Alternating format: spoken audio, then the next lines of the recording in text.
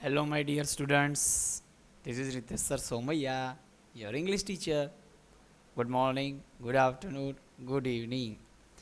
Students હવેના જે લેક્ચરમાં હું જે વાત કરવાનો છું એ એક ગવર્મેન્ટ દ્વારા એક મેસેજ આવ્યો હતો સ્કૂલોમાં બધાને મળી ગયો છે, પ્રિન્સિપાલ્સને અને એડમિન સ્ટાફને. લગભગ તમારા સુધી પહોંચ્યો હોય કે ન પહોંચ્યો હોય એ એનાઉન્સ કરી દઉં કે ઇંગ્લિશની એક એકમ કસોટી લેવાશે. બીએ અને ઇંગ્લિશની ગવર્મેન્ટ થ્રુ એકમ કસોટી લેવાશે. હવે એ કઈ રીતે લેશે? 11th એકમ કસોટી, 10th, 12th એ બધાની લેવાની છે, પણ બધા સબ્જેક્ટની નહીં લેવાય. ફરીથી સાંભળજો. આપણી ગુજરાત સરકારે, ગાંધીનગર બોર્ડે એક એવું એનાઉન્સમેન્ટ કર્યું હતું આજથી લગભગ 20 દિવસ પહેલાં કે એક એકમ કસોટી આપણે સ્ટુડન્ટ્સની લેવાની છે એવરી સ્કૂલમાં, ફર્સ્ટ ટુ લઈને 12th સુધી. હવે એ ઓનલાઈન લેશે, બટ એ ઓનલાઈનમાં MCQમાં હશે કે રિટર્નમાં હશે કે સ્પીકિંગ હશે કે લિસનિંગ હશે, હિયરિંગ હશે, કોઈ વસ્તુનો ખ્યાલ નથી. બટ એકમ કસોટી માટેનો સિલેબસ ગવર્મેન્ટે આપી દીધો છે.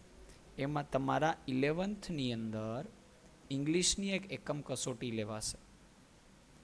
એ એકમ કસોટીની અંદર યુનિટ નંબર 1 સ્ટાન્ડર્ડ 11th આપણી જે ટેક્સ્ટ બુક છે ઇંગ્લિશની, એનો યુનિટ નંબર 1 એ એમાં છે. હવે એકમ કસોટી કયા ભાગરૂપે એ લેશે એ હજી એનાઉન્સમેન્ટ નથી કર્યું, પણ એની પ્રિપેરેશન તો આપણે કરવાની જ છે સ્ટુડન્ટ્સ. તો આજે હું તમને એક પહેલો યુનિટ આપણું જે સ્ટાન્ડર્ડ 11th ઇંગ્લિશની જે ટેક્સ્ટ બુક છે એમાં જે પહેલો યુનિટ છે એના માટેનો જે પોર્શન છે એ હું કરાવું છું. મને ખ્યાલ છે કે આપણો યુનિટ નંબર 2 અનફોરગોટેબલ વોલ્ટ ડિઝની એ કન્ટિન્યુ હતું. બટ સ્ટુડન્ટ્સ હવે ગવર્મેન્ટે આવું એનાઉન્સમેન્ટ કર્યું છે એટલે આપણે એક બ્રેક લઈએ છીએ. કન્ટિન્યુ કરશું, જે ચેનને આપણે તોડતા નથી, પણ એના મિડમાં આ બે ક્લિયર થઈ જાય, તેના આફ્ટર પછી આપણે એ ક્લિયર કરશું રેગ્યુલર લેક્ચરમાં. ઓકે, તો યુનિટ નંબર 1 સ્ટાન્ડર્ડ 11 એનું ટાઇટલ તમે જે જોવો છો એ છે અરુણિમા સિન્હાની the journey of my life. Journey એટલે મુસાફરી, the journey of my life, મારા જીવનની મુસાફરી, આવું એનું ટાઇટલ છે. From earth to Everest. Earth એટલે પૃથ્વી ને એવરેસ્ટ એટલે શિખર. માઉન્ટ એવરેસ્ટ છે ને, માઉન્ટ એવરેસ્ટ, પૃથ્વીથી માઉન્ટ એવરેસ્ટ સુધીની એની મુસાફરી. જબરદસ્ત વ્યક્તિ અરુણિમા સિન્હા છે. એનું એક ગૂગલમાં તમને ફોટો પણ બતાવી દઉં students, just a minute. Arunima Sinha,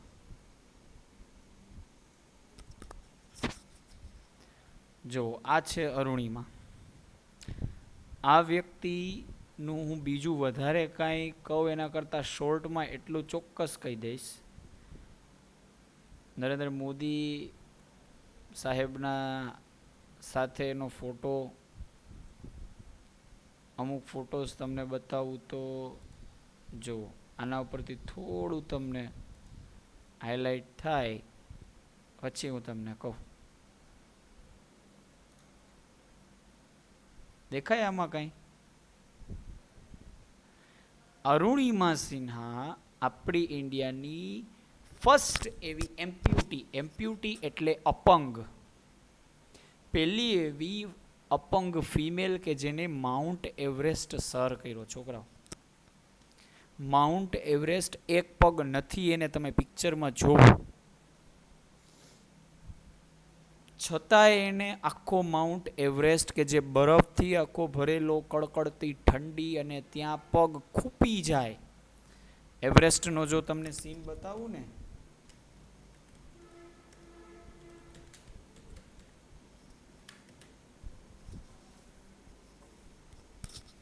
આ એવરેસ્ટ એને સર કરેલો છે. વિચારો, જેને એક પગ નથી એ વ્યક્તિએ આ માઉન્ટ એવરેસ્ટ સર કરેલો, જે તમને મેં હમણાં ફોટો બતાવ્યો.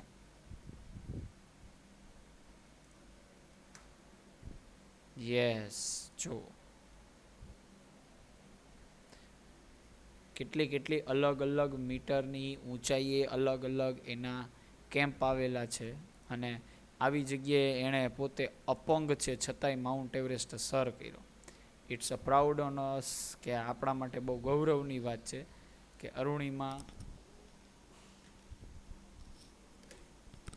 અરુણિમા ઇન્ડિયાની ફર્સ્ટ એવી અપંગ વ્યક્તિ કે જેણે માઉન્ટ એવરેસ્ટ સર કર્યો. છોકરાઓ અપંગ છે. એની લાઈફમાં એને શું પ્રોબ્લેમ થયા, એ માઉન્ટ એવરેસ્ટ સર કરવા જતી હતી તો સ્ટાર્ટિંગમાં શું પ્રોબ્લેમ થયા, પછી શું થયું, કઈ રીતે એ અપંગ થઈ, આ બધી વાત આજના આપણા લેસનમાં છે. એટલે અહીંયા કીધું છે journey of my life from earth to Everest, પૃથ્વીથી પર્વત એવરેસ્ટ સુધીની મુસાફરી, એવું નામ આપેલું છે આજનું ટાઇટલ. જોઈએ આ લેસનની અંદર બરોબર ધ્યાન આપજો, પ્રોપર તમારું કોન્સન્ટ્રેશન જબરદસ્ત આમાં આપજો, કારણ કે આની એક્ઝામ લેવાની છે. ફરીથી બોલું છું, આપણી ગવર્મેન્ટે કંઈક નક્કી કરેલું છે એકમ કસોટી જેવો એક ભાગ કે જેમાં આપણે આ લેસન તૈયાર કરવાનો છે. ઓકે, તો ચલો સ્ટાન્ડર્ડ 11થની આ ટેક્સ્ટ બુક, આપણો જે યુનિટ 2 ચાલુ છે એ સ્ટાન્ડર્ડ 12થનો ચાલુ છે, કારણ કે આપણે 11થની ટેક્સ્ટ બુકને સ્કીપ કરી છે. અત્યારે જે આપણે સમજીએ સ્ટાન્ડર્ડ 11થનો ફર્સ્ટ યુનિટ છે.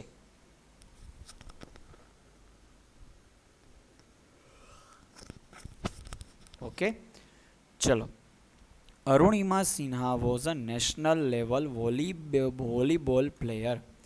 નેશનલ લેવલના રાષ્ટ્રીય કક્ષાના વોલીબોલ પ્લેયર હતા. When she was travelling on a train, જ્યારે એ ટ્રેન થ્રુ ટ્રાવેલિંગ કરતા હતા. સમ ઠગ્સ એટલે બદમાશ. ટ્રાઈડ ટુ સ્નેચ એટલે ઝૂંટવવું.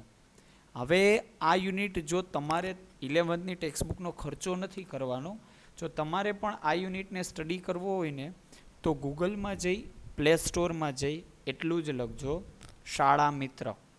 શાળા મિત્ર આવું લખશો એટલે ગૂગલમાં એક એપ ખુલશે. એ એપને ડાઉનલોડ કરશો ને એટલે એમાં સ્ટાન્ડર્ડ 11th ઇંગ્લિશમાં જશો ને એટલે આ બુક મળી જશે. Okay,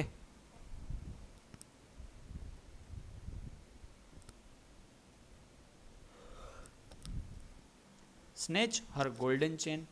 She fought back, but she was thrown out of speeding train.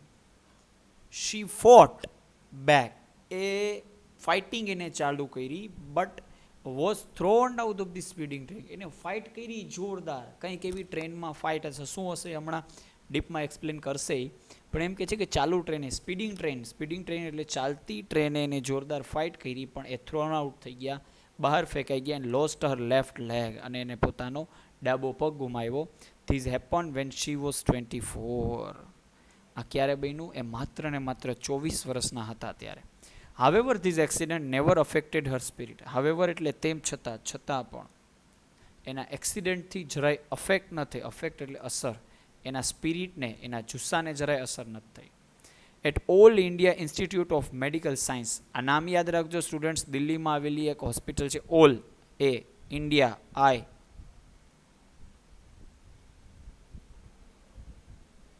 All India institute of medical science, AIIMS.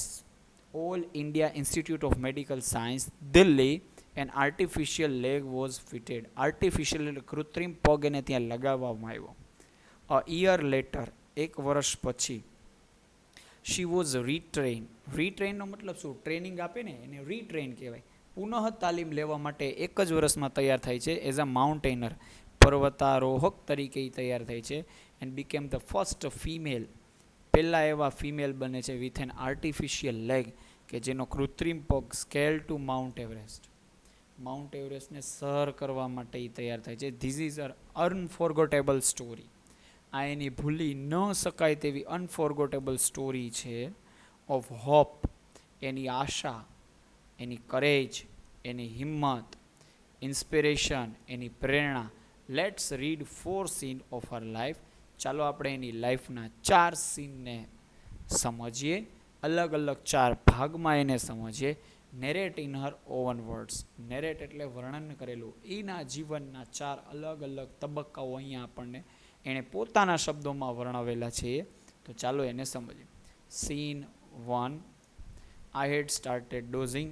Dozing એટલે ઝોકા ખાવા. એ કે હું આમ બેઠી હતી, મને ઝોલા આવતા હતા.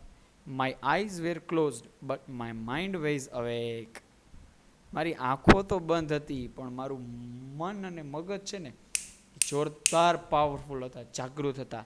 I remember someone saying that. Remember મને એવું યાદ આવ્યું કે સમવન કોઈક એવું બોલતું હતું that Bareilly would come. Bareilly one kind of station. થોડા સમયમાં બરેલી આવવાનું છે. I was in a deep thought. હું તો બહુ ઊંડા વિચારમાં હતી. When I felt a hand tugging my gold chain. હું બહુ ઊંડા વિચારમાં હતી. I felt a hand tugging at my gold chain. જ્યારે કોઈ હાથ છે ને એ કંઈક ટગિંગ કરતો હતો. ટગિંગ એટલે ખેંચવું, ઝૂંટવવું. આમ કોઈક છે ને મારા ચેઇનને ટગ કરતું હતું, ખેંચતું હતું. A girl's six sense is always her best companion. એક છોકરીનો એક ગર્લની સિક્સ સેન્સ, એની સિક્સ સેન્સ આપણને ઈશ્વરે આપેલી છે ને, લિસનિંગ છે, હિયરિંગ છે, વોચિંગ છે. તો એ સિક્સ સેન્સ છે ને એ એની હંમેશાની મોટી સાથીદાર હોય. જો એનું એક્ઝામ્પલ આપું કે એક ગર્લ, એક લેડી તરીકે એની સિક્સ સેન્સ તેવી જોરદાર કામ કરતી હોય. ઘરમાં દૂધ ગરમ કરવા મૂક્યું હોય છોકરાઓ, થોડી વાર થાય અને એ દૂધ ઉભરાય તો એની સૌથી પહેલી સ્મેલ છે ને એ મમ્મીને આવશે અથવા આપણી બેનને આવશે. આપણા સુધી આમ એટલી બધી સ્મેલ એલર્ટ નહીં હોય કે આપણને ખબર નહીં પડે, એને તરત ખબર પડી જશે. ક્યાંય કંઈ બળતું હશે તો તરત મમ્મી કે બેન આપણી બોલશે કંઈક સ્મેલ આવે છે. જોયું?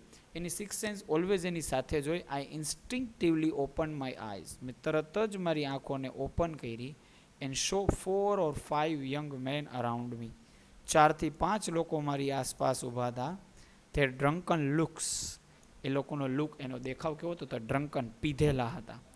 Behaviour gave me inkling of their intention. Inkling એટલે હાઇલાઇટ કરવું.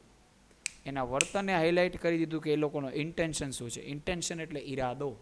એનો ઈરાદો શું છે હું સમજી ગઈ કે આ લોકો 5 કે 4 જણા જે ઊભા છે મારી આજુબાજુ, ટ્રેનમાં હું આમ સૂતી હતી, ઝોકા ખાતી હતી, ચેન કોઈ આમ કરતું હતું, મેં આમ આંખો ખોઈલી અને મેં જોયું તો 4-5 જણા હતા. એના ઈરાદો હું સમજી ગઈ, આ લોકોને મારો સોનાનો ચેન જોઈએ છે.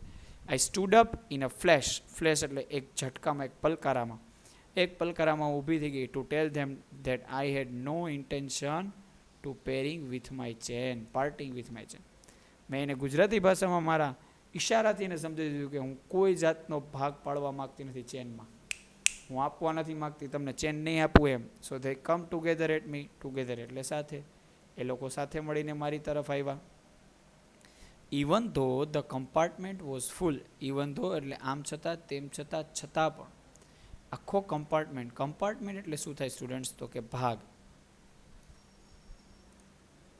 કમ્પાર્ટમેન્ટ એટલે ડબ્બો હોય ને, જે ટ્રેનના ડબ્બા હોય ને એને કમ્પાર્ટમેન્ટ કહેવાય. આપણે કેમ સ્કૂલ હોય તો સેક્શન હોય, પછી ઓફિસ હોય તો ડિવિઝન્સ હોય, એમ ટ્રેન હોય ને, ટ્રેન એના ડબ્બાને કમ્પાર્ટમેન્ટ કહેવાય. આખો કે કમ્પાર્ટમેન્ટ ફૂલ હતો. None of my fellow passengers.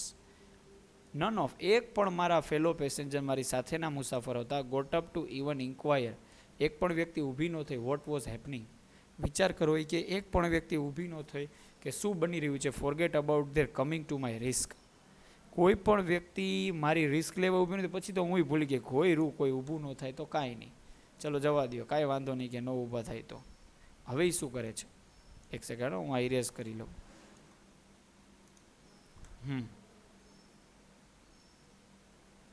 I had no option. મારી પાસે તો એકેય ઓપ્શન હતો જ નહીં but to take them on.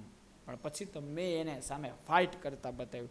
આ એક અરુણિમા સિન્હા, અત્યારે એ અપંગ નથી, બરોબર? હું રિપીટ કરી દઉં, અત્યારે અરુણિમા અપંગ નથી. એ જસ્ટ એવી વાત કરે છે કે એ જ્યારે ટ્રેનમાં બેઠા હતા, ઝોકા ખાતા હતા, કોઈ 4-5 વ્યક્તિ હતા, ડ્રિંક કરેલા હતા, પીધેલા હતા એનો ચેઇન સ્નેચ કરવાની વાત કરે છે.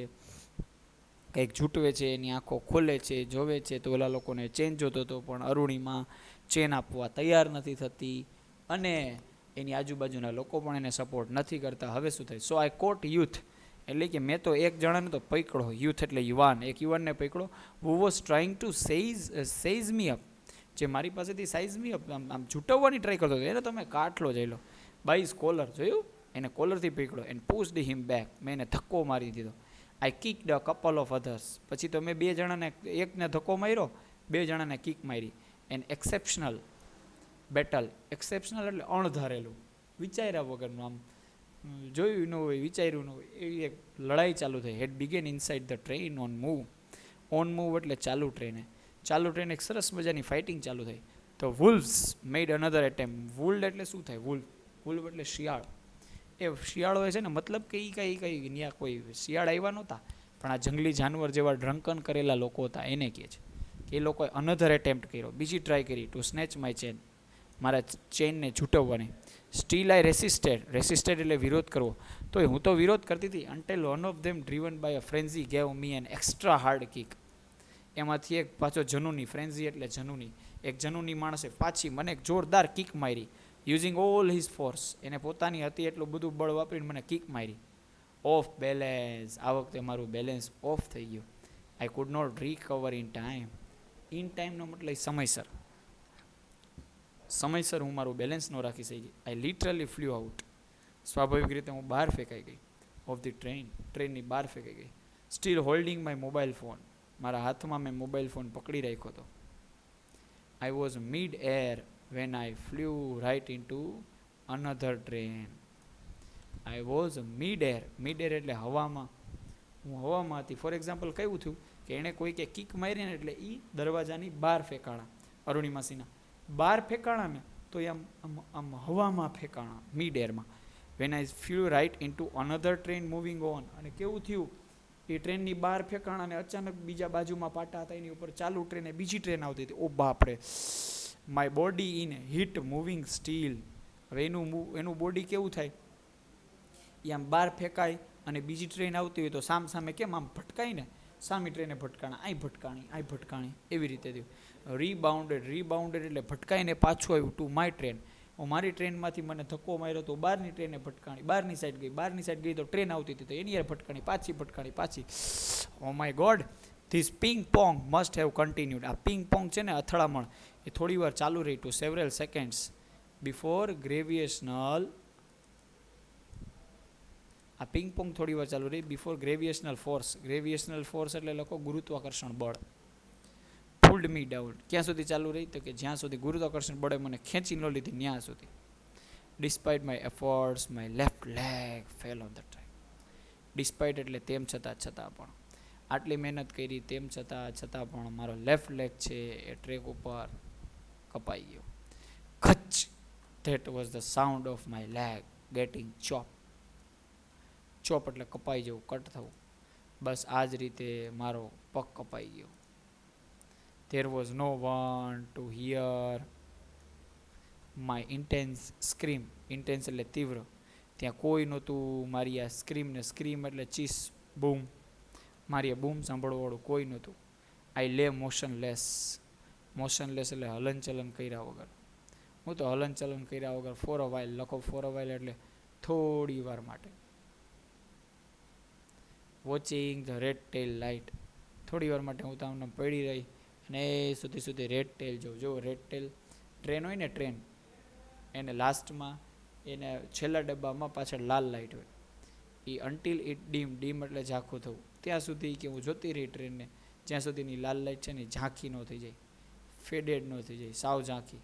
ઇન્ટુ ડાર્કનેસ, અંધકારમાં ખોવાઈ ન જાય ત્યાં સુધી આમ ટ્રેનને જોતી જ રહી.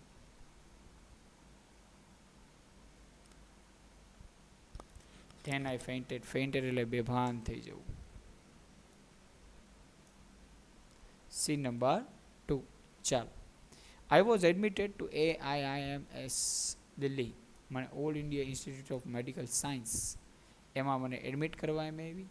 In the intervention of the PM. Intervention એટલે ખરેખર વાર્તાલાપ થાય, પણ અહીંયા વચ્ચેનો વાર્તાલાપ દખલગીરી પીએમ સાથે કરે છે. The union government would bear the entire cost. Bear એટલે સહન કરવું.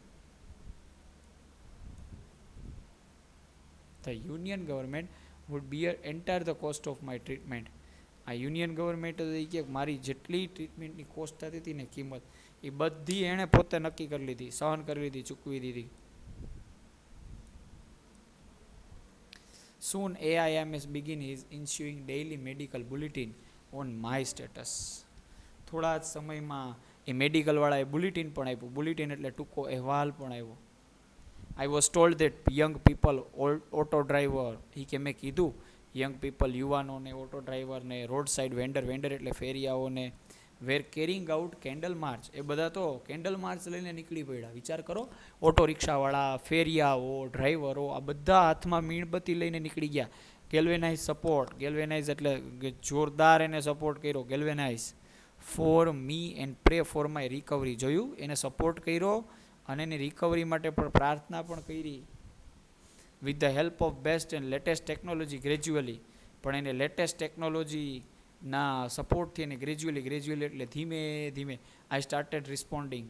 પછી તો મેં રિસ્પોન્ડ આપવાનું ચાલુ કર્યું ટુ ધ ટ્રીટમેન્ટમાં મેં પણ રિસ્પોન્ડ આપવાનું ચાલુ કર્યું. ના હવે મને સારું થાય છે. One morning my brother in law. એક દિવસ સવારમાં મારા બ્રધર ઇન લો આવ્યા. બ્રધર ઇન લો એટલે કોણ છોકરાઓ? તો કે આપણી સિસ્ટર હોય ને એના હસબન્ડને બ્રધર ઇન લો કહેવાય. સાવ ગુજરાતી ભાષામાં હું કહું તો બનેવી, જીજાજી. તો બ્રધર ઇન લો આવે છે એના માય સિસ્ટર લક્ષ્મીઝ હસબન્ડ. એનો મતલબ આ યાદ રાખજો, કદાચ એક્ઝામમાં પૂછાય. અરુણિમાના સિસ્ટરનું નામ શું હતું? તો કે લક્ષ્મી. એમના હસબન્ડ આવ્યા. Sahib suddenly ask me. એ કે સાહિબ આવ્યા. મારી સાહિબ મતલબ કોઈ સર નથી, એમનું નામ છે એના સિસ્ટરના હસબન્ડનું નામ, એના જીજાજીનું નામ છે સાહિબ. આવે છે ને મને પૂછે છે એવરેસ્ટ ચઢોગી? હવે વિચાર કરો, એક બાજુ અરુણિમા આરામ કરે છે, એને પગ બીજો આર્ટિફિશિયલ લેગ ફિટ કર્યો છે, AIIMS હોસ્પિટલમાં એ એડમિટ છે, અને ત્યાં એના જીજાજી જઈને શું કહે? એવરેસ્ટ ચઢોગી? એને મેન્ટલી ટોર્ચર કરે છે. He had just read an interesting piece of information in newspaper. અને પછી હજી તો ન્યૂઝપેપરમાં વાંચીને જ આવ્યા હતા કે ઓલીને આમ લાગ્યું છે, આમ છે. તોય એની સામે બેઠા આવા સવાલ કરે. નો ફિમેલ એમ્પ્યુટી હેડ એવર સ્કેલ્ડ એવરેસ્ટ. પાછા શું ડાયલોગ મારે જો. નો ફિમેલ એમ્પ્યુટી એટલે લખો અપંગ. કોઈ પણ અપંગ સ્ત્રી હોય, અપંગ મહિલા છે, એ કોઈ દિવસ એવરેસ્ટ સર ન કરી શકે. આઈ વોઝન્ટ એમ્યુઝ. એમ્યુઝ એટલે આશ્ચર્યમાં પડી જવું, વિચારમાં પડી જવું. I have lost a leg. You are talking of Mount Everest. I have lost a leg and you are talking of Mount Everest. જો એને કેવો જવાબ આપે છે અરુણિમા. એક તો મારો પગ કપાણો છે, I have lost a leg and you are talking to mount Everest. અને તમે માઉન્ટ એવરેસ્ટની વાત કરો જીજાજી. I started talking to myself. પછી તો મેં મારી જાત સાથે વાત કરી. If I could take shot at Everest and succeed. જો હું જોરદાર એવો શોટ લઈ શકતી હોય ને એવરેસ્ટને સર કરી શકતી હોય, I would become the first female amputee to hold that record. અને મેં એને કીધું કે હું ઇન્ડિયાની પહેલી એવી એમ્પ્યુટી બનીશ, અપંગ બનીશ, ખરેખર રેકોર્ડ સર્જી દઈશ. I thought about it for some time and I convey to Sahib. થોડી વાર કે મેં પહેલાં મારી જાત સાથે વાત કરી કે ભાઈ તું અપંગ છો તો એવરેસ્ટ ચડીશ ને? પાક્કું જ છે ને 8000 મીટરની ઊંચાઈ? તો કે હા. At that time I conveyed to Sahib willingness. પછી તો એ કે મેં સાહિબની વિલિંગનેસ હતી એને સપોર્ટ કર્યો, એની ઈચ્છા શક્તિને.